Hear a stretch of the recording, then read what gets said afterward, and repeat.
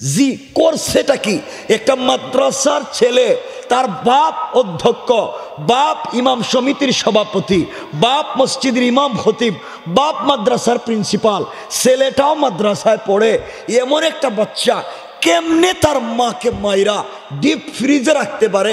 মাথায় তো ধরেই নাই। এখন তো ধরায় ফেলাইছে বাংলাদেশের মিডিয়া। এখন আগে বলল রেপ, ছেলে মারছে, মারে পুলিশ তদন্ত করে বলে ছেলে মারে নাই, বরং বালাটিয়া এক মহিলা এখানে থাকতো। ও ছিল নষ্টা, ভ্রষ্টা, কুলটা, চরিত্রহীনা নারী। সে খারাপ কাজ করত। ওই মহিলা এখানে বাধা দিয়েছিলেন। এই জন্য দুই ছেলে নিয়া পরিকল্পনা করে তাকে মাইরা আর কেমনে কেমনে কেমনে নাটক সাজাইয়া ছেলের উপরে ছেড়া দিতেছে। দুনিয়াটা কেমন হয়ে গেছে! কাকে কখন কোন বিপদে কে সাজাইয়া, ঘটনা সাজাইয়া, নাটক বানাইয়া কাকে কখন ফালাইয়া দেয় কেউ বুঝতে পারবে না। কথা বলেন না কেন? এজন্য যুবকেরা সাবধান। কোন বন্ধু কাকে, কোন বন্ধু কোন ঠেবে ফালাইয়া দিব কিছুই বুঝতে পারতেছে। আমার মুসলমান বন্ধুগণ, গভীর মনোযোগ, কথাগুলা দিল দিয়া শুনেন কি বলতে চাই। আল্লাহ রাব্বুল ইজ্জত ওয়াল জালাল দুনিয়ার জমিনে আমাদেরকে প্রেরণ করে দিয়েছেন। এই পৃথিবীতে আমি আর আপনি কিন্তু বেশি দিন থাকবো না। আমার আগে আমার দাদা ইন্তেকাল করেছেন, আমার বাবাও ইন্তেকাল করেছেন। আজ না হয়ে কাল আপনি আমিও ইন্তেকাল করে কবরে যাওয়া লাগবে। দুনিয়ার জমিনে দেখেছি সম্পদওয়ালার সম্পদ রয়ে গিয়েছে, কিন্তু সম্পদওয়ালা ব্যক্তি দুনিয়ায় নাই। কোটি টাকার বাড়ি বানাইছে, উদ্বোধনের আগে মালিক কিন্তু ইন্তেকাল করেছে। আজ বিয়ের জন্য রেডি হয়েছে পাত্র, যাওয়ার আগে হার্ট অ্যাটাক করে ইন্তেকাল করেছে। দুনিয়ার সময় বড় সংক্ষেপ, কার কোন সময় মওত চলে আসবে কেউ জানে না। এই জন্যে মৃত্যুর আগে যদি আল্লাহকে ভালোবেসে যেতে পারি, মৃত্যুর আগে যদি আল্লাহর রাসূলের ভালোবাসা দিলের ভিতরে বসাইয়া দিতে পারি, আল্লাহ রাব্বুল ইজ্জত ওয়াল জালাল বলেছেন, বান্দারে ইন্তেকাল করতে দেরি হবে গোলাম, আমি আল্লাহর রাসূলের হাত ধরে আমার উম্মত, আল্লাহ বললেন আমার রাসূলের উম্মত আমার কুদরতের হাত ধরে জান্নাতে যেতে 1 মিনিটও দেরি হবে না। পড়েন সুবহানাল্লাহ। আমি আপনি যদি গুনাহ করি, মনে রাখবেন শুধু সেজদা দিলেই হবে না। শয়তান এই পৃথিবীতে এমন কোনো জায়গা নাই যেখানে আল্লাহকে সেজদা করে নাই। পুরা পৃথিবীতে শয়তান আল্লাহকে সেজদা করেছে। এটা আল্লাহর নির্দেশ ছিল না, আল্লাহর হুকুম ছিল না। আল্লাহর হুকুম ছাড়া কোটি কোটি সেজদা করেছে, কিন্তু আল্লাহ শয়তানকে নির্দেশ করলেন, শয়তান আদমকে সেজদা করো মাত্র একটা। আল্লাহর হুকুম মেনে একটা সেজদা করে নাই, এই জন্য শয়তান হয়ে গিয়েছে।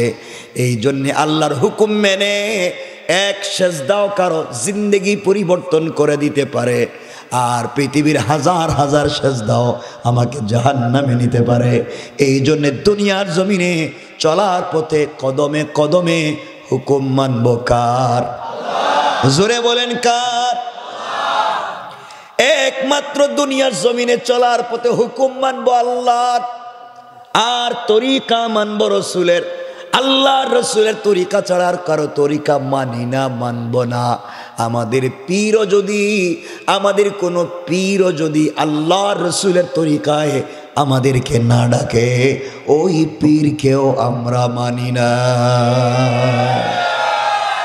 কথা কি ঠিক? এই জন্য খুব ভালো করে বুঝেন যুবক ভাই, তোদেরকেও বলছি আল্লাহর ওয়াস্তে নামাজ পড়তে শিখো। মসজিদে আসো, নামাজে আসো।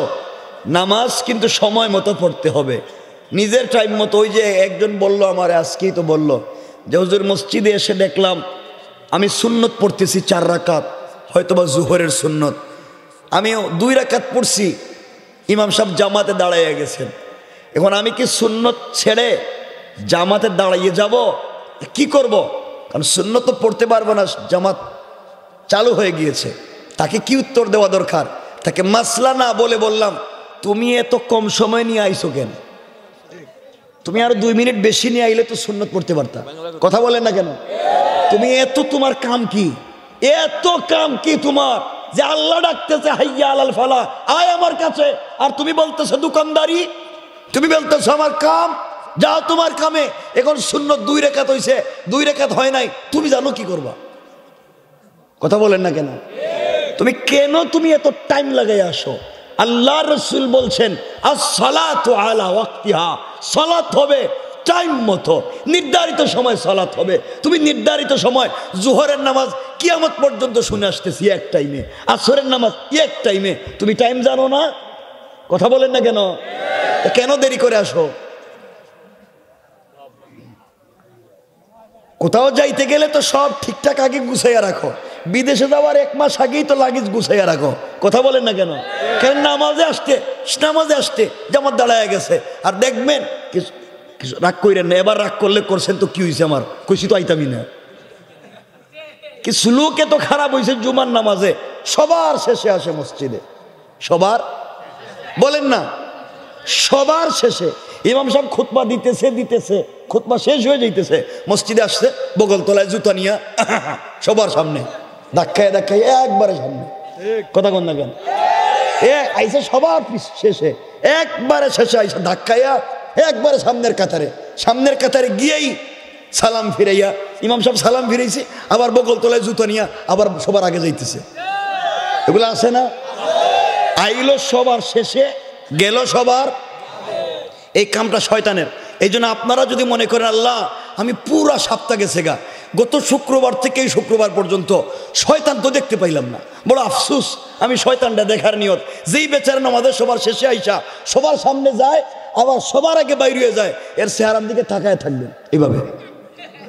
তো জিগাইব তাকাস কেন? কই শয়তান দেখতেছি। কি দেখতেছি? বলেন কি দেখতেছি? তোমার টাইম নাই নামাজে, অথচ পৃথিবীর একটাই বড় কাজ, পৃথিবীতে একটাই বড় কাজ নামাজ। এর উপরে কোনো কাজ নাই, এর উপরে কোনো কাজ হইতেই পারে না। রব ডাকতেছে নামাজে, তোমার কিসের কাম? কে ডাকতেছে নামাজে? রব আল্লাহ ডাকতেছে নামাজে, তোমার কিসের কাম? জুমার সালাতের সময় তো বলছে ইদা নুদিয়া লিস-সালাত মিন ইয়াউমিল জুমআ ফাসআউ ইলা যিকরিল্লাহ। রব বলতে যখন সালাত জুমার সময় হয়ে যায়, তখন দুনিয়ার সকল কাজ বন্ধ না, কোন হারাম, বন্ধ হইলে হালাল হইতে পারে, কোন হারাম, আবার বলেন হারাম, সব হারাম, সব হারাম। জুমার সালাতের সময় হয়ে গেলে, জুমার খুতবার সময় হয়ে গেলে পৃথিবীর সকল কাজ হারাম। নামাজে যাও। আমি বানায়া বলতেছি না বাবা, আল্লাহ কোরআনে বলছেন। কেন ওই টাইমে মসজিদে যাও না? কেন নামাজে থাকো না? রব সব বন্ধ করে বলছে আ মসজিদে। যাইতাম না, তুমি কি করবা? যাইতাম না কইছি।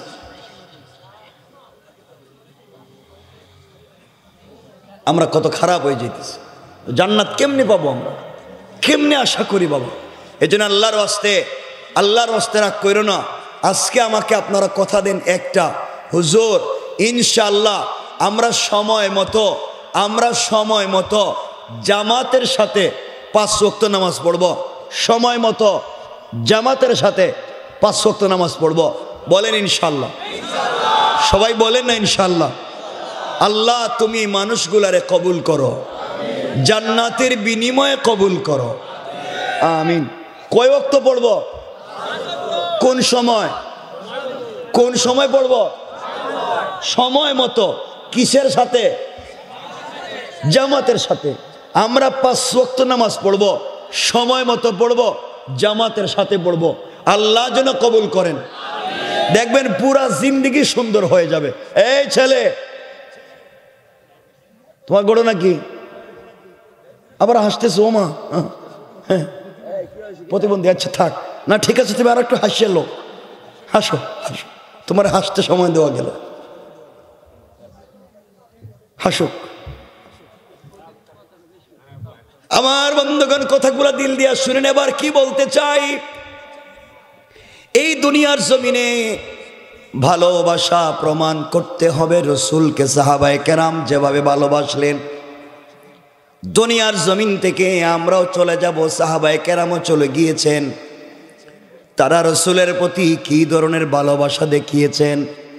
তাদের ভালোবাসা ছিল নির্ভেজাল, তাদের ভালোবাসায় কোনো ভেজাল ছিল না।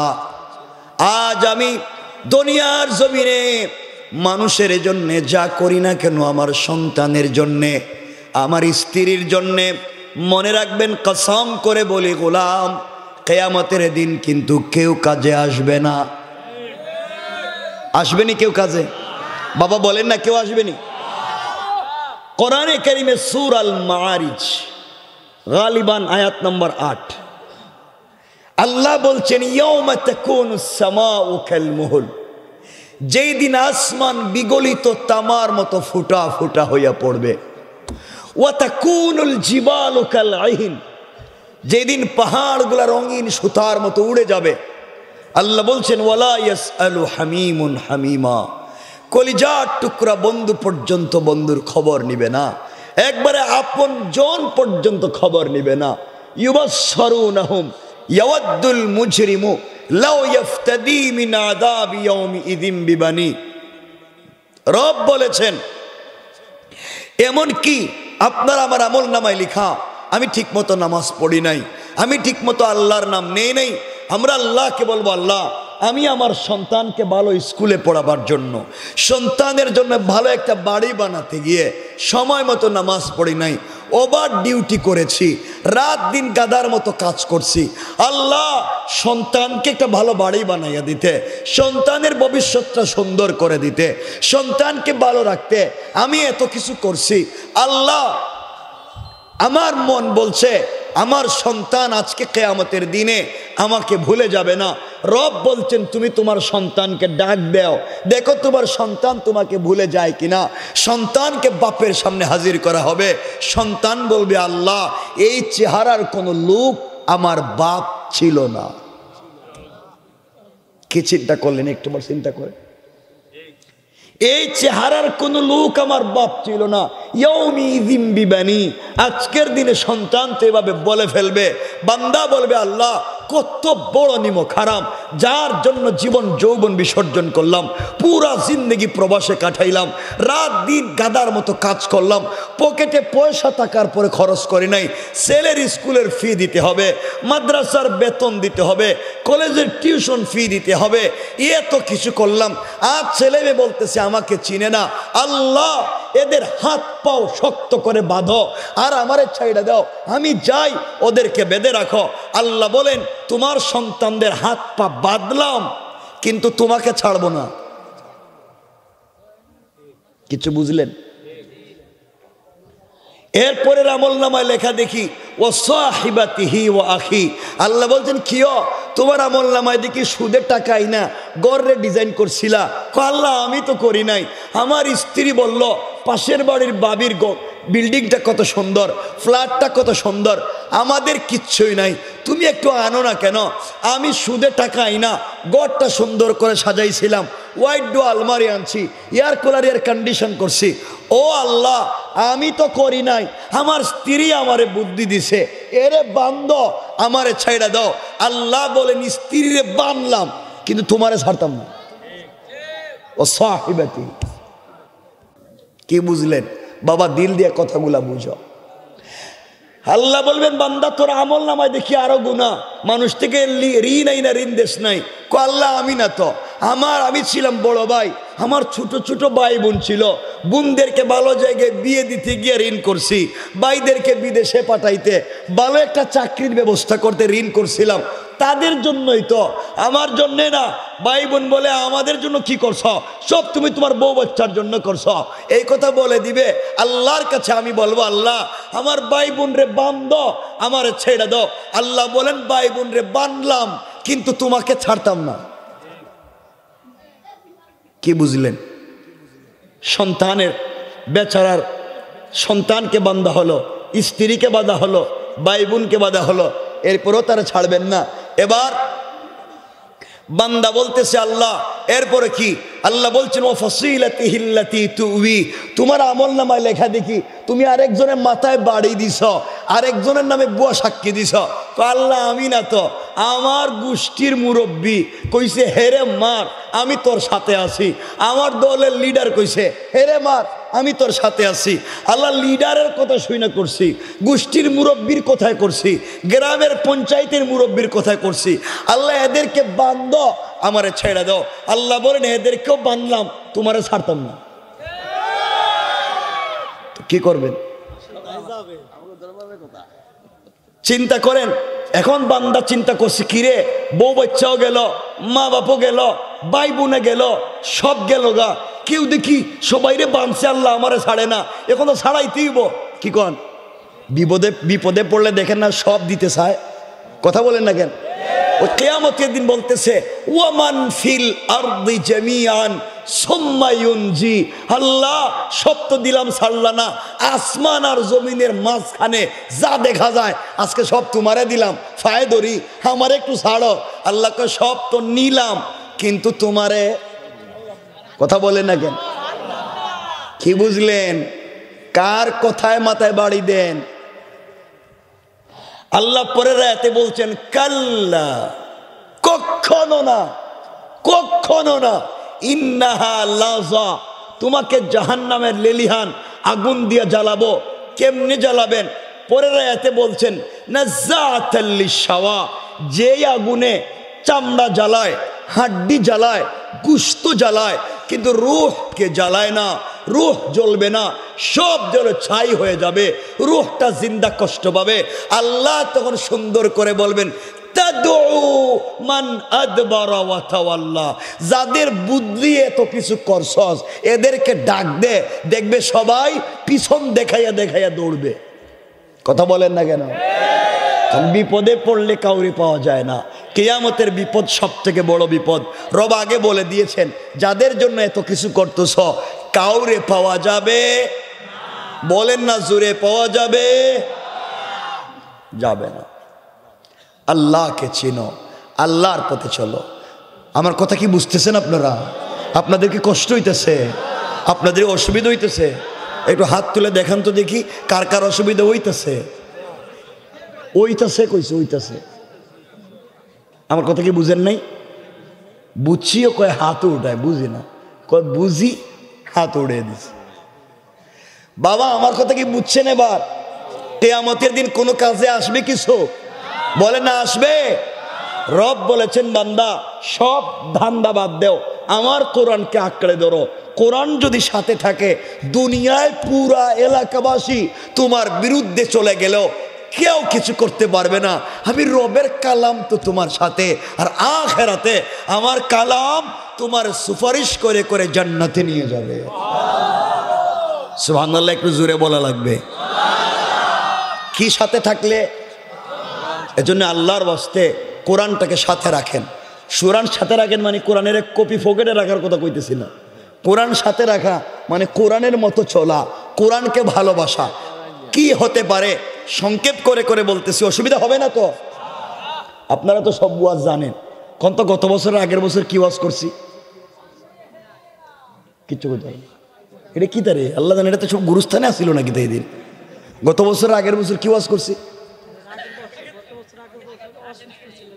আসতে পারি নাই। তাহলে এর আগের বছর কি ওয়াজ করছি? তোমরা ছোট ছিলা, এতটুকুন ছিলা, 2 বছর এতটুকুন বড় হয়ে গেছো গা। তো তোমাদের এখানে দেখতেছি তো মেডিসিন ভালো, তাড়াতাড়ি বড় হয়ে গেছে। শোনেন কি বলতেছি। আমার মুসলমান বন্ধুগণ কথাগুলা দিল দিয়া শুনেন কি বলতে চাই, ভালো করে দিল দিয়া শোনেন। কোরআন যদি সঙ্গে থাকে কেউ তোমার ক্ষতি করতে পারবে না। পুরা পৃথিবীর মানুষ যদি অস্ত্র নিয়া তোমার পিছনে দাঁড়াইয়া যায় আর তুমি যদি আল্লাহর উপরে ভরসা করো, আল্লাহ বলেছেন বান্দারে পুরা দুনিয়ার মানুষ যদি তোমাকে গুলি করতে যায় তাদের চোখে আমি ধুলি পোড়া দিয়া তোমাকে হেফাজতের জিম্মাদার।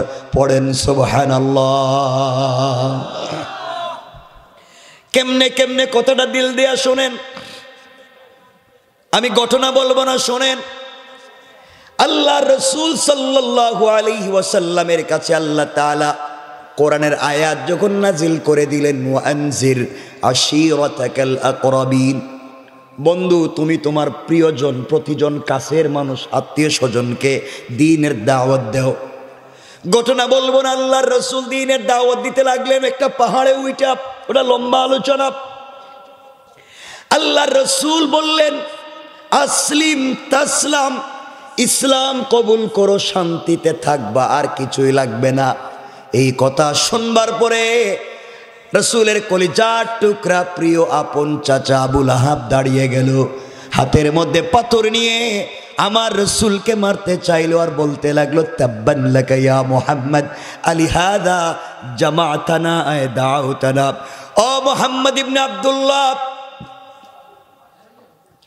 এই কথা বলবার জন্য কি আমাদেরকে একত্রিত করেছো দাওয়াত করে? তুমিও একটা পাগল, তোমার আল্লাহ একটা পাগল, বলে নাউজুবিল্লাহ। এই কথা বলে হাতের পাথর দিয়ে আল্লাহর রসুলকে মারতে চাইল। আল্লাহর রসুল চোখের পানি ছেড়ে দিলেন, বাড়িতে চলে আসলেন। সন্ধ্যার পরে সাজদায় গিয়ে চোখের পানি ছেড়ে কান্না করে বলে, আল্লাহ,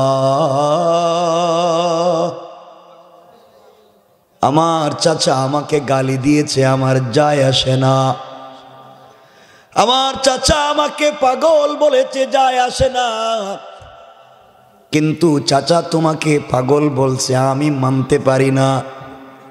আয় আল্লাহ তাআলা, কেউ যদি আমি মুহাম্মদকে গালি দেয়, আমার দিলে কোনো ব্যথা নাই, আমার দিলে কোনো কষ্ট নাই। কিন্তু কেউ যদি আমার কলিজা টুকরা প্রিয় রব আল্লাহকে গালি দেয়, আমি সহ্য করতে পারি না। বলো না আল্লাহ, আমি কি করতে পারি? আল্লাহ তাআলা জবাব দিয়ে ডাক দিয়ে বলেছেন, বন্ধু আমার, ও কলিজার টুকরা বন্ধু হাবিবুল্লাহ, চোখের পানি মুছে ফেলো। তোমার চোখের পানি আমি আল্লাহর সহ্য হয় না। কেউ যদি আমি আল্লাহকে গালি দেয়, আমি আল্লাহর যায় আসে না। কেউ যদি আমার কোরআনের বিরুদ্ধে চলে যায়, আমি আল্লাহর যায় আসে না রে বন্ধু। কিন্তু যার কারণে দুনিয়া সাজিয়ে রেখেছি, সেই বন্ধুকে কেউ যদি গালি দেয়, আমি আল্লাহ সহ্য করতে পারি না। আবু লাহাব তোমাকে গালি দিয়েছে, এই মুহূর্তে আমি আল্লাহ আবু লাহাবের বিরুদ্ধে কোরআনের আয়াত নাজিল করে দিলাম।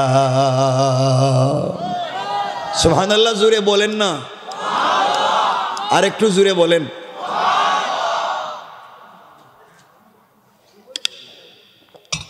এই নাজিল করা এখানে আমরা আলোচনা করব না।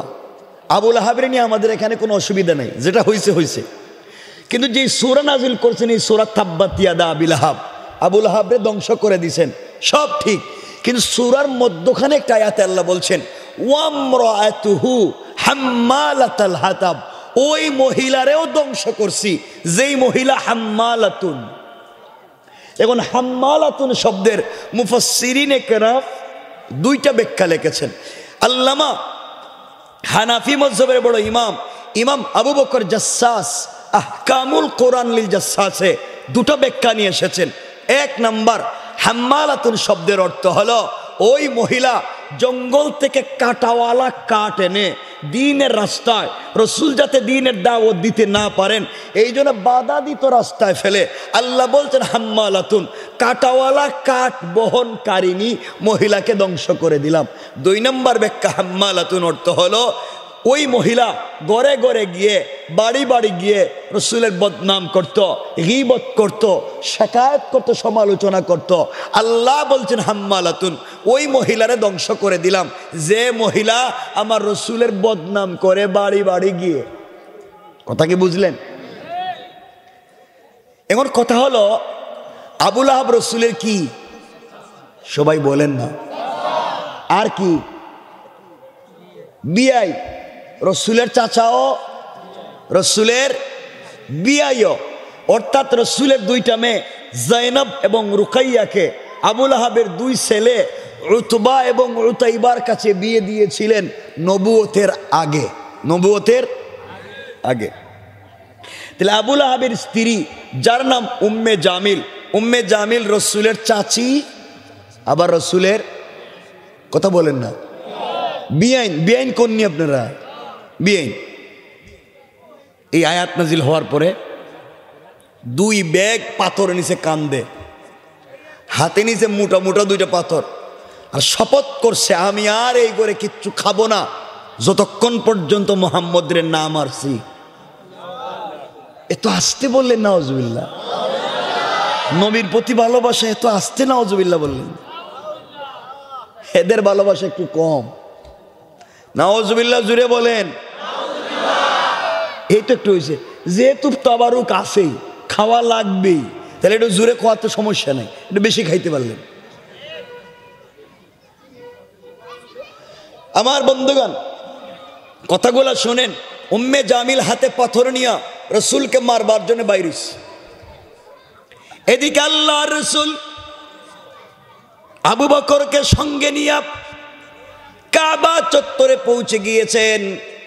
কাবা চত্বরে গিয়ে কাবার গিলাফের কাবা চত্বরে গিয়ে আল্লাহ রসুল সাল্লাল্লাহু আলাইহি ওয়াসাল্লাম আবু বকরের রানের উপরে মাথা রেখে শুয়ে পড়লেন। আবু বকর আল্লাহ রসুলের চেহারা মুবারকের দিকে তাকিয়ে একবার আসমানের চন্দ্র সূর্যের কথা চিন্তা করে আর আল্লাহকে বলতেছে, আল্লাহ তাআলা আমার রসুলের চেহারা এত সুন্দর, আসমানের চন্দ্র সূর্যের চাইতে আরো কোটি কোটি গুণ বেশি সুন্দর দেখা যায়।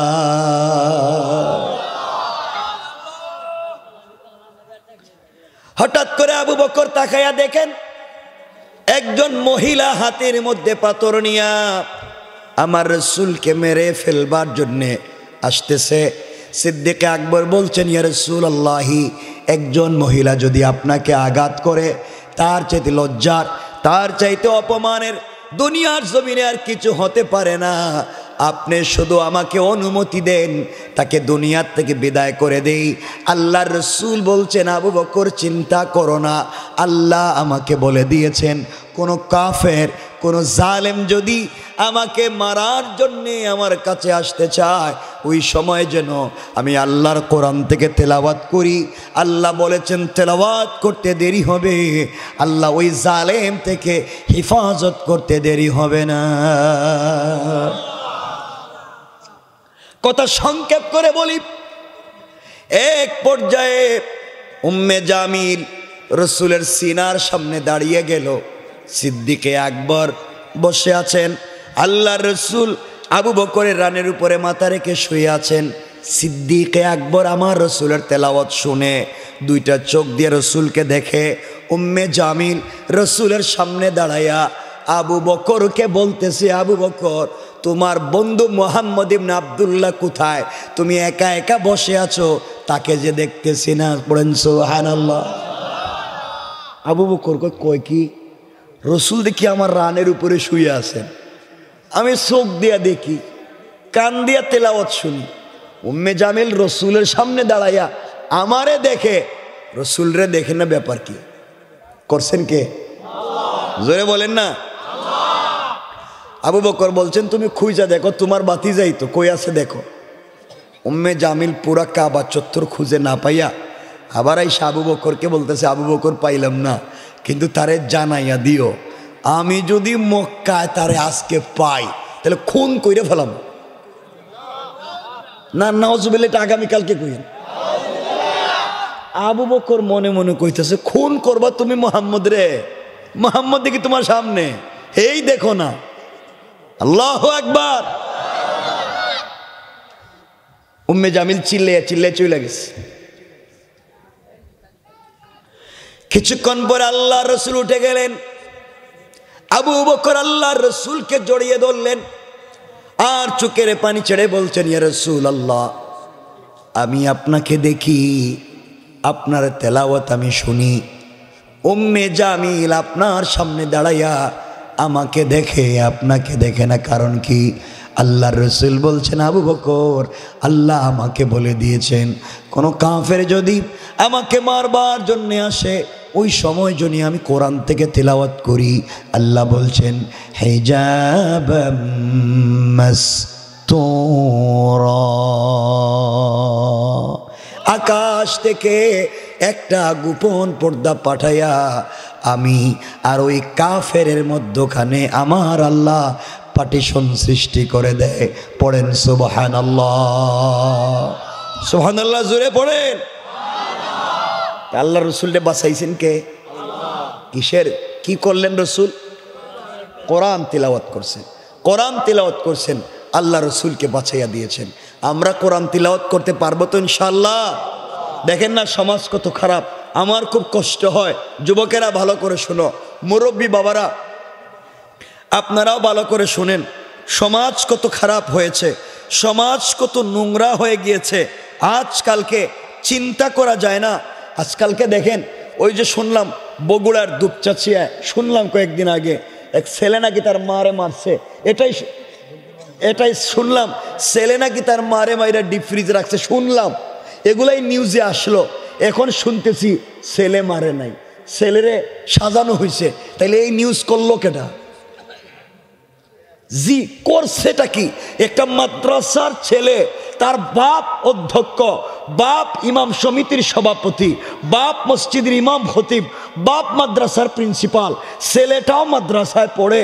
এমন একটা বাচ্চা কেমনে তার মাকে মাইরা ডিপ ফ্রিজে রাখতে পারে? মাথায় তো ধরেই নাই, এখন তো ধরায় ফেলাইছে বাংলাদেশের মিডিয়া। এখন আগে বলল রেপ, ছেলে মারছে, মারে পুলিশ তদন্ত করে বলে ছেলে মারে নাই, বরং বালাটিয়া এক মহিলা এখানে থাকতো। ও ছিল নষ্টা, ভ্রষ্টা, কুলটা, চরিত্রহীনা নারী, সে খারাপ কাজ করত। ওই মহিলা এখানে বাধা দিয়েছিলেন, এই জন্য দুই ছেলে নিয়া পরিকল্পনা করে তাকে মাইরা আর কেমনে কেমনে কেমনে নাটক সাজাইয়া ছেলের উপরে ছেড়া দিতেছে। দুনিয়াটা কেমন হয়ে গেছে, কাকে কখন কোন বিপদে কে সাজাইয়া ঘটনা সাজাইয়া নাটক বানাইয়া কাকে কখন ফালাইয়া দেয় কেউ বুঝতে পারবে না। কথা বলেন না কেন? এজন্য যুবকেরা সাবধান, কোন বন্ধু কাকে, কোন বন্ধু কোন ঠেবে ফালাইয়া দিব কিছুই বুঝতে পারতেছে।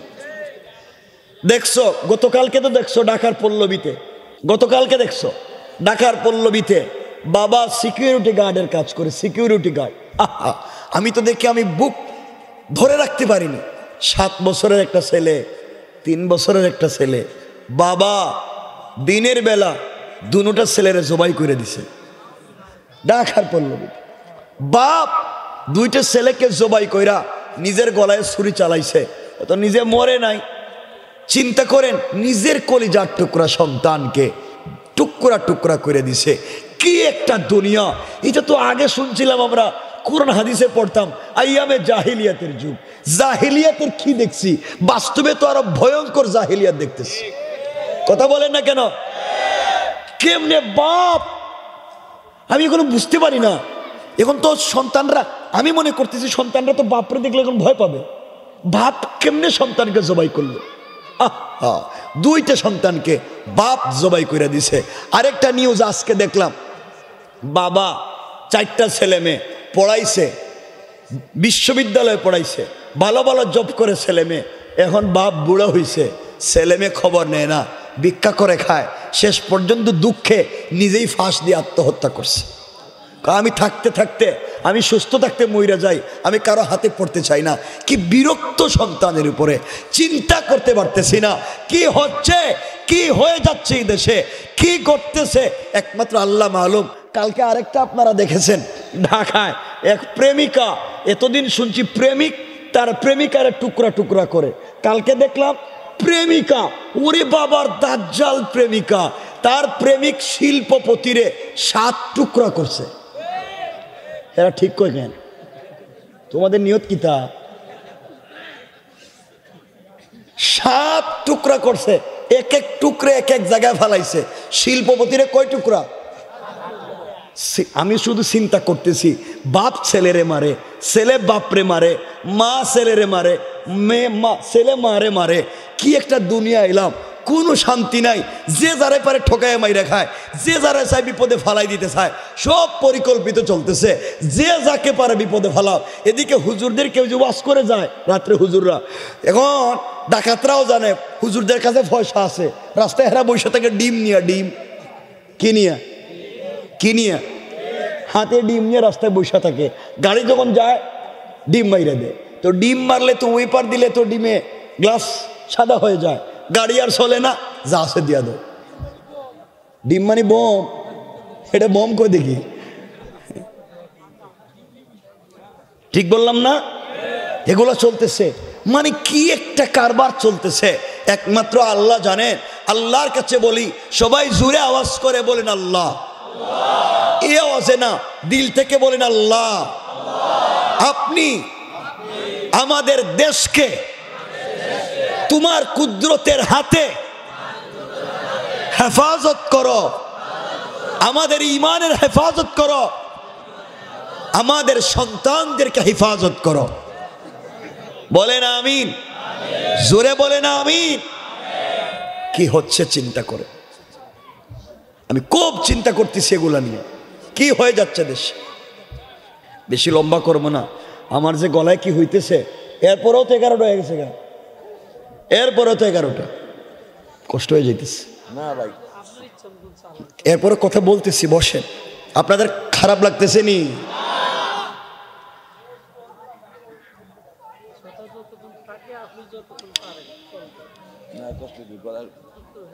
আসলে শরীরের কোলায় না, কি করব বাবা। উঠেন না কেউ, কিন্তু ঝামেলা আছে, কিন্তু আমি কইমু কিন্তু কাউরে মারতে চাইতেছ। এই যুবকেরা, তোদেরকে বলছি ভাই, তোমরা কি প্রেম টেম করনি? এরা তো করে ফেরেস্তা, তোমরা তাড়াতাড়ি বুকটা মিলাই তোমরা সাথে। এই যে কলজা, তোমরা তো প্রেম করে না, কম পক্ষে 5টা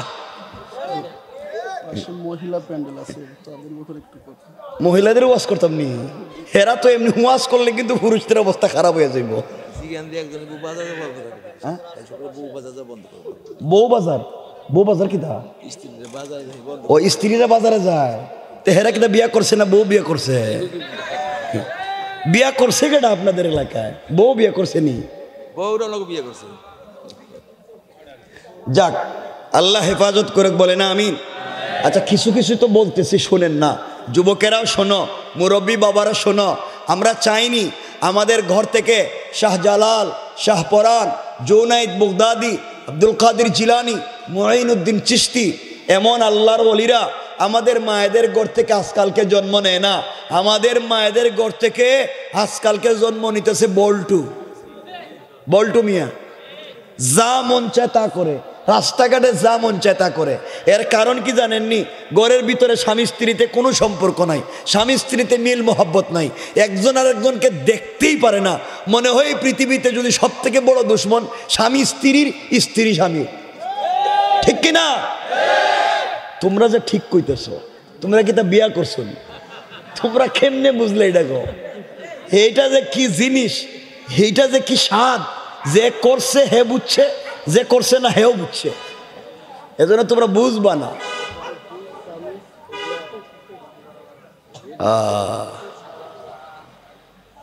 স্বামী স্ত্রীতে কোনো সম্পর্ক নাই। এমনও আছে, অনেক মুরব্বী আছেন এখানে, স্ত্রীর জ্বালাতন পাইতে পাইতে আল্লাহ রেখা, আল্লাহ এরকম একটা আজরাইল আর দাজ্জাল আমার ঘরে তুমি দিসলা কেমনে? হাত থেকে বাঁচাও। এটা মুরব্বী কইতেছেন, আমাদের সভাপতি, হাত থেকে বাঁচাও ভাই। সপ্তাহে 5টা করি আমরা দরবার, 5টা দরবার শেষ করেন। এগুলোই কি সমস্যা আরম্ভ হইল? আচ্ছা বলেন তো, পরিবারে কি সমস্যা থাকবে না দূর হবে? বলেন না। স্বামী স্ত্রীর সম্পর্ক ঠিক থাকবে তো? বলেন না ইনশাল্লাহ। ঠিক থাকবে তো সম্পর্ক? আজকালকে তো কিছু হইলেই বউরে তালাক দিয়ে দেয়। বউকে আমি যাইতেছি, তোমার ঘরে থাকতাম না, তোমার সেইটার কত বটা আমার জন্য আছে। কথা বলেন না কেন? এই কথা বইলা কিন্তু চইলা যায়। যাওয়ার পরে প্রথম স্বামীর ঘরে যে কষ্ট নিয়ে ধৈর্য ধারণ করছে, দ্বিতীয় স্বামীর ঘরে গিয়া যে বিপদে পড়ে যে কষ্ট সহ্য করতে হয়, যে স্যাক্রিফাইস করতে হয়, যে আফসুস করতে হয়, এর 100 ভাগের 1 ভাগ যদি প্রথম স্বামীর ঘরে ধৈর্য ধারণ করতো, তাইলে তাদের ঘরটা জান্নাত হয়ে যাইতো, জান্নাত। ঠিক কিনা বলেন? কিন্তু পারে না। এই জন্যে পরিবারকে সুন্দর করেন। আরো শুনতেছি আরও শুনতেছি বিভিন্ন জায়গায় নাকি, আপনাদের এলাকায় তো প্রবাসী আছেন, বিভিন্ন জায়গায় শুনছি ছেলেরা বিদেশ থেকে টাকা পাঠায়, বউ এই টাকা নিয়ে জায়গা তার বন্ধুর সাথে। কথা কন নাকি? টাকা পয়সা লইয়া জায়গা, আহা, সব সম্পত্তি দিয়ে দিছে বোন নামে, মানে হে গেছে গা আরেকজনের সাথে। ইয়া আল্লাহ, কোন দুনিয়া এলাম। আল্লাহ আমাদেরকে হেফাজত করেন, বলেন আমিন। এই জন্য পরিবারকে সুন্দর করেন, আজকের থেকে স্বামী স্ত্রীর সম্পর্ক সুন্দর করেন। কারণ শোনো ও মুরব্বী বাবা, ও যুবকেরা শোনো, এই পৃথিবীতে একটা পুত পবিত্র সম্পর্কের নাম স্বামী স্ত্রী। বুড়া হয়ে গেলে বুড়া আর বুড়ি একজন আর একজনের ছাড়া ভাল লাগে না। আমার রসুলের জন্য খাদিজা তো এমন ছিলেন, এই বৃদ্ধা বয়সেও একদিনও রসুলের রাইকা কোনোদিন একা খান নাই। আল্লাহর রসুল সকালে বাইর হইছেন, রাত 3টার সময় ঘরে আসছেন। আম্মাজান খাদিজাতুল কোবরা সকাল থেকে রাত 3টা পর্যন্ত না খাইয়া স্বামীর জন্য অপেক্ষা করছে। চিন্তা করেন কেমন স্বামী, কেমন স্ত্রী। আল্লাহ রসুলের খাদিজাতুল কোবরার ইন্তেকালের পরে আল্লাহর রসুলের ঘরে ভালো কোনো খাবার আসলে, খাসির কোনো রান্না হলে আল্লাহ রসুল আয়েশাকে বা স্ত্রীদেরকে বলতেন আলাদা করে একটা পেয়ালাতে কিছু গরুর গোশত অথবা রান্না করা ভুনা দেও। তো তারা বলতেন এগুলা নিয়ে কই যাইবেন? রসুল বলতেন খাদিজার বান্ধবী থাকলে বান্ধবীরে খুঁজে নিয়ে দিয়ে আসবো। এর অর্থ হলো আমার রসুল তার স্ত্রীদের প্রতি এতটুকুন আন্তরিক ছিলেন যেন তার বান্ধবীরা পর্যন্ত কষ্ট না পায়। সুবহানাল্লাহ বলেন না? কেমন ছিলেন রসুল? এই জন্যে আমাদের পরিবারগুলোকে সুন্দর করেন, স্বামী স্ত্রীর সম্পর্ক জোরদার করেন, বাচ্চা ভালো হবে, পরিবারের দিন আসবে। এই জন্য আমরা পারবো তো পরিবার সুন্দর করতে? আমাদের কি করতে হইব প্রথম বলেন? একটা পরিবারকে সুন্দর করতে কি করা লাগবে বলেন? হ্যাঁ, সেটা কি তা করছে? বিয়ে করা লাগবে। হ্যাঁ, আগে বিয়াতে গেছে গা। একটা পরিবারকে যদি সুন্দর করতে হয়, স্বামী স্ত্রীর সাথে আন্তরিকতা বাড়াও, একে অপরের ঘরের ভিতরে একজন আরেকজনকে সম্মান করো, ভালোবাসো। এই জন্য আজকের থেকে আমাদের আম্মাজান আয়েশা হাদিসে বলছেন, তিরমিজির হাদিস, আম্মাজান আয়েশা বলেন আমার জিন্দগিতে আমি কোনোদিন আমার স্বামীকে সালাম দিতে পারি নাই। আয়েশা বলেন আমি যখন দেখতাম রসুল ঘরে আসতেছেন, আমি ঘরের কর্নারে সিপায় লুকায়া থাকতাম, পর্দার আড়ালে দাঁড়িয়ে থাকতাম, নবীজি যেন আমাকে দেখতে না পান। তিনি ঘরের ভিতরে আয়েশা, আমাকে আয়েশা বলে ডাক দিবেন, আমি ঘরের দরজা খুইলা চট করে জাপটি মেরে স্বামীকে জড়াইয়া ধরব, তার কপালে চুম্বন দিয়া আমি সর্বপ্রথম তাকে সালাম দিব। ঠিক না? সুবহানাল্লাহ। কিন্তু আম্মাজান আয়েশা বলেন ওয়াল্লাহে, আল্লাহর জাত ও সিফাতের কসম, আমি আমার জিন্দগিতে আমার স্বামীকে আগে সালাম দিতে পারি নাই, বরং রসুল ঘরে আসার অনেক দূরে থাকতে আমাকে সালাম দিতেন। সুবহানাল্লাহ বলেন। এই জন্য এখান থেকে বুঝতে পারলাম রসুল যদি নিজের বউরে সালাম দিছেন তাহলে আমরা দিতে পারবো না? একটু জোরে বলেন না, পারবো না ইনশাল্লাহ। আল্লাহ রসুল বলছেন যে এই ঘরে স্বামী স্ত্রীকে, স্ত্রী স্বামীকে সালাম দিবে, আল্লাহ এই ঘরে 100 থেকে 300টা বারাকাতের দরওয়াজা খুলে দিবেন। এই জন্য মুরব্বী বাবা যারা আছেন বউরে সালাম দেননি ইনশাল্লাহ? না দেননি? মুরব্বীরা চিন্তা করতেছে বউরে কিতা সালাম দিতাম, হেডে আবার কিতা কোন আপনি সালাম দিবেন তো ইনশাল্লাহ? আজকের থেকে সালাম দিবেন নি? তোমরা বিয়া করছো, আমি মুরব্বীদেরকে কইতেছি, তোমরা ইনশাল্লাহ কইতেছি সালাম দিবেন তো ইনশাল্লাহ? সবাই সালাম দিও, পরিবার সুন্দর করে দিবেন আল্লাহ। আমার মুসলমান বন্ধুগণ, কথাগুলা দিল দিয়া শুনেন কি বলতে চাই। এই জন্যে আল্লাহ রব্বুল ইজ্জত ওয়াল জালাল আমাদেরকে কোরআনে কারিমে ঘোষণা করে দিয়েছেন, বান্দা এই পৃথিবীতে সুন্দর করে যদি সামাজিকভাবে নিজের পরিবারকে সুন্দর করতে পারো, স্বামী স্ত্রীর সম্পর্ক যদি চমৎকার হয়ে যায়, তাদের দিল ভালো হয়ে যাবে, পরিবার থেকে চমৎকার সন্তান জন্ম নিবে। এই জন্য সমাজ যদি ভালো বানাতে চাও, পরিবারকে ভালো বানাও।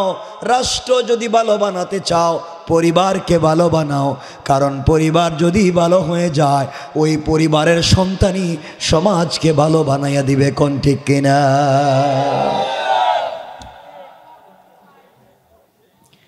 এই জন্য আল্লাহর ওয়াস্তে চলার পথে কোনো সময় অন্যায় করা যাবে না। আমরা যাই করি না কেন দ্বীনের বাহিরে কোনো চিন্তা করব না। যে কথা বলে আমরা আলোচনাকে শেষ করে ফেলবো, 1-2 মিনিট মনোযোগ দিয়ে শোনেন। বলছিলাম যে কথা, কোরআন যদি সঙ্গে রাখা যায়, দুনিয়ার জমিনে কেউ যদি আমাদের বিরোধিতা করে আমাদেরকে মেরে ফেলতে চায়, কোরআন যদি সঙ্গে থাকে তাহলে পৃথিবীর কেউ আমাদের কোনো ক্ষতি করতে পারবে না। ধরেন আপনারা সবাই আমাকে মারতে চান, আপনাদের সবার হাতে অস্ত্র আছে, তরবারি আছে, আমাকে মেরে ফেলতে চান। আল্লাহ বলেছেন, বান্দা তুমি ওই সময় কোরআন থেকে তেলাওয়াত করো, আমি আল্লাহ সবার চোখের সামনে তোমাকে হেফাজতের জিম্মাদার। কেমনে দিবেন? কথাগুলো শুনেন। আল্লাহর ওয়াস্তে পরিবারকে সুন্দর বানান, মায়েদের প্রতি চমৎকার আচরণ করেন। মায়েদেরকে বলবো, যাদের বিয়ে হয়েছে, মা বোন শোনো, জান্নাতে যদি যেতে হয় অবশ্যই অবশ্যই স্বামীর খিদমাত করতে হবে, স্বামীর বৈধ সবগুলা কথা মানতে হবে। আল্লাহর রাসূল বলেছেন, যেই মহিলা স্বামীকে একটা রাত্র নারাজ করলো, কষ্ট দিল, আর পুরা এক রাত যদি স্বামী কষ্ট পায়া ঘুমিয়ে যায়, ওই মহিলার জন্যে আল্লাহ জান্নাত হারাম করে দেন। যতক্ষণ না পর্যন্ত ওই মহিলা তওবা করে স্বামীকে খুশি না করবে, ততদিন পর্যন্ত তার জন্যে জান্নাতের দরওয়াজা খোলা হয় না। এই জন্যে মায়েদেরকে বলছি, বোন মায়েরা শুনেন, আল্লাহর ওয়াস্তে স্বামীর মনে কষ্ট দিবেন না, স্বামীকে কষ্ট দিবেন না, আপনি তাকে খুশি করেন। কারণ কিয়ামতের দিন আল্লাহ স্বামীকে জিজ্ঞাসা করবেন স্ত্রী সম্পর্কে, তোমার স্ত্রী কেমন ছিল? স্বামী যদি বলে স্ত্রী ভালো ছিল, আল্লাহ জান্নাত দিয়ে দিবেন। স্ত্রীকে স্বামী সম্পর্কে জিজ্ঞেস করবেন, আল্লাহ তাকেও জান্নাত দিয়ে দিবেন। এই জন্য যুবকেরা শোনো, যদি বিয়ের সময় ভালো মেয়ে পেতে চাও, তুমি সচ্চরিত্রবান হও, মেয়েও সচ্চরিত্রবান পাইবা। হ্যাঁ, নিজে করছে 20টা প্রেম, আর বিয়ের সময় চিন্তা করতেছে রাবেয়া বছরের মতো মেয়ে। তার ওয়াইফ কইতেছে, না আমার জিন্দিগিতে তো কোনো ছেলের দিকে তাকায় নাই। হে 20টা প্রেম করছে, আর তার বউ বলতেছে কোনোদিন তাকায় নাই। আরে মিথ্যা কথা। আল্লাহ বলছেন খাবিসের জন্য খাবিস, ও পবিত্রের জন্য অপবিত্র। হে যে বলতেছে জীবনে তাই নাই। তুমি যদি 20টা প্রেম করে থাকো, হে আর না করলে 19টা করছে। কারণ খারাপের জন্য খারাপ, এটা লিস্টেড। হ্যাঁ, যতই ভালো মানুষ সাজক, তুমি যদি খারাপ হও, মনে করবা তোমার পাশে যেটা আছে এটাও খারাপ। এটা খারাপ, 100% খারাপ। এই জন্য বোনেরা, আপনি করবেন 10টা প্রেম, আর একবারে ছেলে চাইবেন এবার শাহজালালের মতো। ছেলে কইতেছে, না না আমি তো ইউনিভার্সিটিতে থাকতে কারো দিকে তাকাই নাই। মেয়ে কইতেছে, মাশাল্লাহ আমার স্বামীটা বড় ভালো, অথচ হ্যাঁ শয়তান, টাটকা শয়তান। এজন্যে পবিত্রের জন্য পবিত্র, অপবিত্রের জন্য অপবিত্র, এই বিধান আল্লাহর। আর যদি কোনো সময় দেখেন এটা মিস্টেক হয়ে গেছে, ভালো মানুষ কোনো সময় বিপদে পড়ে গেছে, রব বলেছেন ওয়ামতাহানাল্লাহু কুলুবাহুম লিত্তাকওয়া, এটা হলো আল্লাহর পরীক্ষা দিলের তাকওয়া। যদি দেখেন ভুল হয়েছে। এই জন্য আমার ভাইয়েরা কথাগুলা শোনেন, বারবার বলতেছে কোরআন যদি সঙ্গে থাকে কেউ কিছুই করতে পারবে না, ক্ষতি করতে পারবে না। এই কথা বলেই আমরা আলোচনা শেষ করে দিতে চাই। আল্লাহর রাসূল সাল্লাল্লাহু আলাইহি ওয়াসাল্লাম হিজরত করে যেদিন মক্কা থেকে মদিনায় যাবেন, ঘটনা বলবো না, হিজরতের ঘটনা বলছি না, শুধু কোরআন সঙ্গে থাকলে লাভ কি তা বোঝাতে চাই। আল্লাহর রাসূলকে জিবরিল আমিন গভীর রজনীতে ঘুম থেকে উঠাইয়া দিলেন। জিবরিল আমিন রাসূল সাল্লাল্লাহু আলাইহি ওয়াসাল্লামকে ঘুম থেকে উঠাইয়া দিলেন। আল্লাহর রাসূল ঘুম থেকে উঠে গেলেন, ওযু করলেন, 2 রাকাত সালাত পড়লেন, ঘর থেকে বের হয়ে যাবেন। এমন সময় চিন্তা করেন, ঘরের চতুর্দিকে কাফেররা বেষ্টন করে রেখে দিয়েছে, অস্ত্র নিয়ে, তীর নিয়ে, নেজা নিয়ে পুরা বাড়ি বেষ্টন করে রেখে দিয়েছে। আল্লাহর রসুল ঘর থেকে বের হলে মেরে ফেলবে। আল্লাহর রসুল আল্লাহকে বলতেছেন, আল্লাহ তাআলা, আমি যদি এই মুহূর্তে ঘর থেকে বের হয়ে যাই, কাফেররা তো আমাকে মেরে ফেলবে। ঘরের চতুর্দিকে তারা দাঁড়িয়ে আছে। আল্লাহ রসুলকে আল্লাহ জানিয়ে দিয়েছেন, বন্ধুরে, তুমি কোরআন থেকে তেলাওয়াত করে আমার উপরে ভরসা করে ঘর থেকে বের হয়ে যাওয়ার দায়িত্ব তোমার, আর তোমাকে হেফাজতের জিম্মাদার স্বয়ং আমি আল্লাহ। আল্লাহ রসুল দরজায় চলে গেলেন, দরজা খুলে ফেলবেন। আল্লাহকে ডাক দিয়া বলছেন, আল্লাহ আপনি আমাকে বাঁচাবেন, এতে সন্দেহ নাই। ওয়ালাকিন লিয়াতমাইন্না কলবি, কিন্তু অন্তরে প্রশান্তি পাই না। আপনি যদি আত্মরক্ষা করবার মতো কোনো জিনিস আমাকে দিতেন, আমি যেন আত্মরক্ষা করতে পারি কাফেরদের থেকে। আল্লাহ বলেন, বন্ধুরে আমি বলছি বাঁচাইয়া দেব, এরপরও তুমি আত্মরক্ষা চাও, তাহলে হাতের মধ্যে কিছু কঙ্কর নেও, বালি নেও অথবা পাথর নেও, দরজা খুলে সামনের দিকে নিক্ষেপ করো।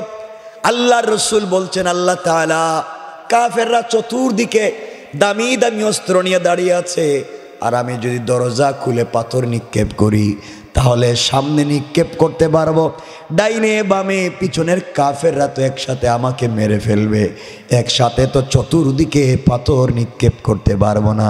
আল্লাহ জানাইয়া দিলেন, বন্ধুরে তোমার দায়িত্ব হলো আমার উপরে ভরসা করে পাথরগুলা সামনের দিকে নিক্ষেপ করা তোমার দায়িত্ব, আর চতুর্দিকের কাফেরদের চুকে চুকে পৌঁছে দেওয়ার জিম্মাদার স্বয়ং আমি আল্লাহ। লম্বা কথা, রাসূল সাল্লাল্লাহু আলাইহি ওয়াসাল্লাম দরজা খুললেন, পাথরগুলা সামনের দিকে মারলেন, তাকায়া দেখেন চতুর্দিকের কাফেরদের চুকে পৌঁছে গিয়েছে। এক সময় আল্লাহর রাসূল মদিনায় পৌঁছে গেলেন। সুযোগ বুঝে একদিন আল্লাহ বলছেন, বন্ধুরে ওই দিন তুমি না আমাকে বলেছিলা কাফেররা তোমাকে মেরে ফেলবে, সমস্ত কাফেরদের সামনে তুমি কেমনে চলে আসলা, কেউ তোমাকে মারতে পারলো না, সবার চুকে চুকে কেমনে পাথরগুলা গেল বলো তো? আল্লাহ রসুল বলছেন, আল্লাহ তাআলা আমি বলতে পারবো না, একমাত্র আপনি বলতে পারবেন। আমি তো সামনের দিকে পাথর মারলাম, পিছনে ডাইনে বামে কেমনে গেল বলতে পারি না। আল্লাহ রাব্বুল ইজ্জত ওয়াল জালাল বলছেন, বন্ধ শোনাম, ওয়ামা রামাইতা ইযা রামাইতা ওয়ালাকিন্নাল্লাহ রামা। আল্লাহ বললেন, বন্ধুরে তুমি যখন আমার উপরে ভরসা করে সামনের দিকে পাথরগুলো নিক্ষেপ করেছ, ওইটা তোমার হাত থাকে নাই, আমি আল্লাহর কুদরতের হাত হয়ে গিয়েছে, আর আমার হাত দিয়া সকল কাফেরদের চুকে চুকে আমি পৌঁছে দিয়েছি। সুবহানাল্লাহ, জোরে বলেন। এই যে আল্লাহ রসুলকে এত এত কাফেরের মধ্যখানে আল্লাহ বাঁচাইয়া দিলেন, তিনি কোরআন তিলাওয়াত করেছিলেন, কোরআনের উপর বিশ্বাস করেছিলেন, উম্মে জামিল থেকে বাঁচাইয়া দিলেন, কোরআন তিলাওয়াত করেছিলেন। এই জন্য আমরাও যদি চলার পথে পরিবারকে সুন্দর করতে পারি, স্বামী স্ত্রীর সম্পর্ক সুন্দর করতে পারি, বাচ্চাদেরকে বন্ধুর সাথে বন্ধুর মতো আচরণ করতে পারি। আমরা এমন হয়ে গিয়েছি, সারাদিন দোকানদারি করি, সারাদিন কাজকাম করি, বাড়ি থেকে গিয়া দেখি বাচ্চা ঘুমে, আমি যখন ঘুম থেকে উঠি বাচ্চা তখন স্কুলে, বাচ্চা যখন স্কুল থেকে আসে আমি তখন কাজে। কোনো সময় বাচ্চার সঙ্গে মা বাপের সম্পর্ক গড়ে ওঠে না, বুয়ার হাতে বাচ্চা বড় হয়। এই জন্যে বাচ্চার প্রতি মা বাপের সম্পর্ক ভালো না, আর মা বাপের সঙ্গে বাচ্চার সম্পর্ক চমৎকার না। এই জন্য বাচ্চাকে বন্ধু বানান, তাদেরকে সময় দেন, পরিবারকে সুন্দর করেন, একটা জান্নাতি পরিবার বানান, আর কোরআনকে ভালোবাসুন, রসুলকে ভালোবাসুন। ইন্তেকাল করলে আমাদেরকে জান্নাত দিবেন কে?